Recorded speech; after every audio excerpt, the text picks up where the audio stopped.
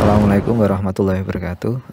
Perkenalkan, nama saya Taufik Fajar Gumilang dari calon guru penggerak angkatan 7 wilayah Surakarta, Jawa Tengah. Di sini saya ingin menjelaskan tentang koneksi antar materi mengenai modul 2.3. Yang poin A, yang bagian pertama tentang pengalaman. Pengalaman atau materi apa yang diperoleh saat mempelajari materi di modul ini? Pengalaman atau materi yang diperoleh saat mempelajari modul ini adalah mengenai konsep coaching. Konsep ini penting karena bisa digunakan dalam peningkatan kualitas SDM dan menemukan permasalahan serta solusinya dalam bidang pendidikan yang biasa kita kenal dengan istilah supervisi.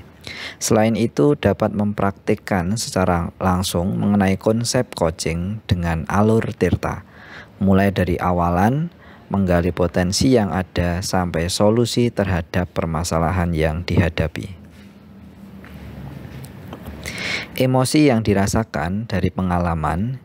Hal yang dirasakan pertama adalah rasa penuh harap karena ingin segera memperoleh materi selanjutnya, yaitu konsep coaching khususnya di dunia pendidikan.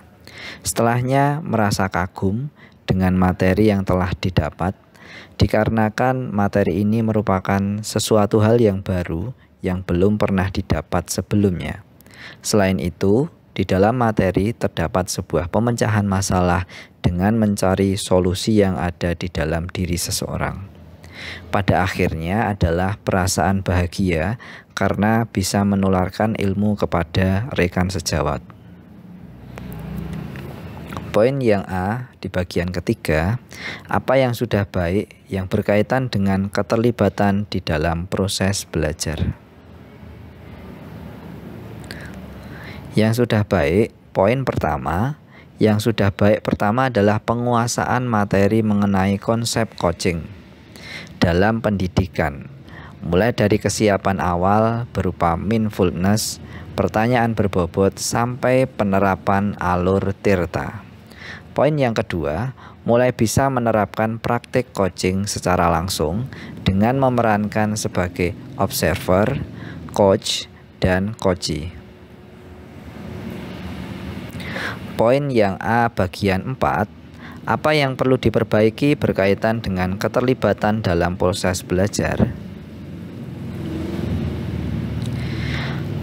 Hal yang perlu diperbaiki dalam proses coaching pada tahap persiapan selaku coach adalah dengan menyiapkan pertanyaan-pertanyaan yang berbobot, yang sekaligus menstimulus coachee dalam menemukan solusi dari suatu masalahnya. Selanjutnya poin B pertama, memunculkan pertanyaan kritis yang berhubungan dengan konsep materi dan menggalinya lebih jauh. Eksplorasi bagian pertama. Konsep coaching secara umum dan konsep coaching di dalam dunia pendidikan salah satunya adalah supervisi. Supervisi akademik dilakukan untuk memastikan pembelajaran yang berpihak pada murid sebagaimana tertuang dalam standar proses pada Standar Nasional Pendidikan.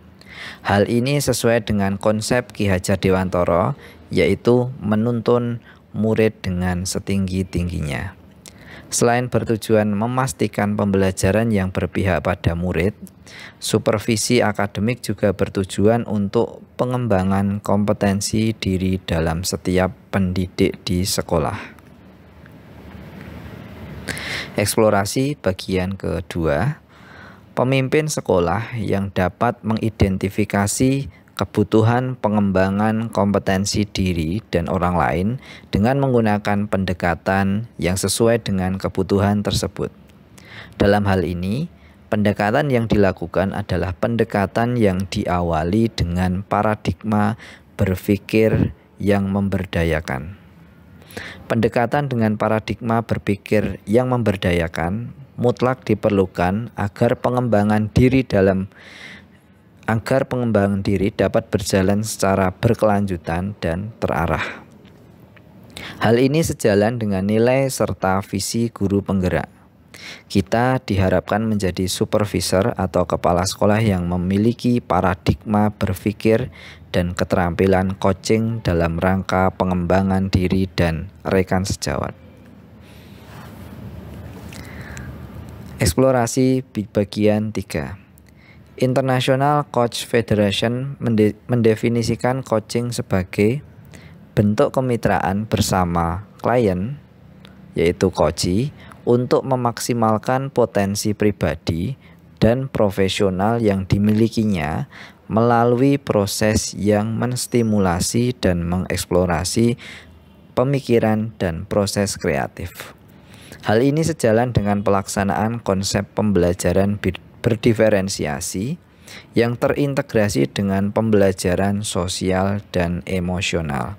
Selaku guru harus mengevaluasi atau merefleksikan dalam pembelajarannya agar berjalan dengan maksimal. Poin B di bagian 2. Pengolahan materi yang dipelajari dengan pemikiran pribadi sehingga tergali wawasan atau insight baru. Untuk dapat membantu rekan sejawat dalam mengembangkan kompetensi diri dan menjadi otonom, perlu memiliki paradigma berpikir coaching terlebih dahulu, yaitu fokus pada rekan yang akan dikembangkan, bersikap terbuka dan ingin tahu, memiliki kesadaran diri yang kuat dan mampu melihat peluang baru dan masa depan. Dalam aplikasinya, selain mampu untuk mengembangkan individu dari yang di-coaching, berdampak pula terhadap sesuatu yang lebih besar, yaitu memecahkan solusi terhadap masalah serta membentuk pembelajaran yang lebih berkualitas dan pastinya berpihak kepada murid.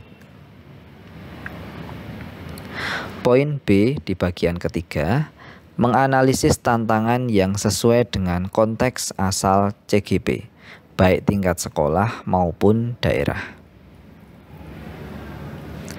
Menjadi pemimpin pembelajaran berarti menjadi pemimpin yang menaruh perhatian penuh pada komponen pembelajaran, yang mana membutuhkan keterampilan coaching di dalamnya. Selain ini, yang saya rasakan dari supervisi akademik adalah hanya sekedar menilai dan mengumpulkan administrasi berupa RPP, silabus, prota, promes, dan lain sebagainya, yang semuanya tidak ada refleksi dari proses pembelajaran yang ada di lapangan. Adapun refleksi hanya sekedar menanyakan media yang digunakan. Hal ini membuat supervisi hanya seperti pelaporan satu arah, tanpa melihat umpan balik dari masalah yang ada. Poin B bagian 4, memunculkan alternatif solusi terhadap tantangan yang diidentifikasi. Solusinya, setelah mempelajari coaching, saya merasakan kalau teknik coaching inilah yang seharusnya dilakukan pemimpin pembelajaran saat melakukan supervisi akademik. Dampaknya, pemimpin pembelajaran akan mampu mengemas pertanyaan-pertanyaan pemantik dialog dalam suasana yang nyaman untuk mengungkapkan potensi, kekuatan atau aset individu demi pencapaian visi bersama.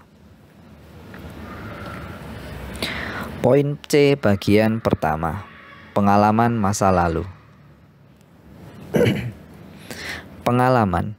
Dalam pengalamannya di sekolah belum menerapkan coaching dalam supervisi akademik, yaitu dengan rekan sejawat ataupun murid, yang mana hal ini sangat bertentangan dengan apa yang sudah dipelajari dan dipraktikkan dalam program guru penggerak mengenai proses coaching dengan alur Tirta. Poin C bagian 2, penerapan di masa mendatang. Penerapan awal yang akan dilakukan pada masa mendatang adalah memahamkan kepada warga sekolah mengenai coaching ini, mulai dari kesiapan awal sampai pertanyaan yang akan diajukan kepada coachee.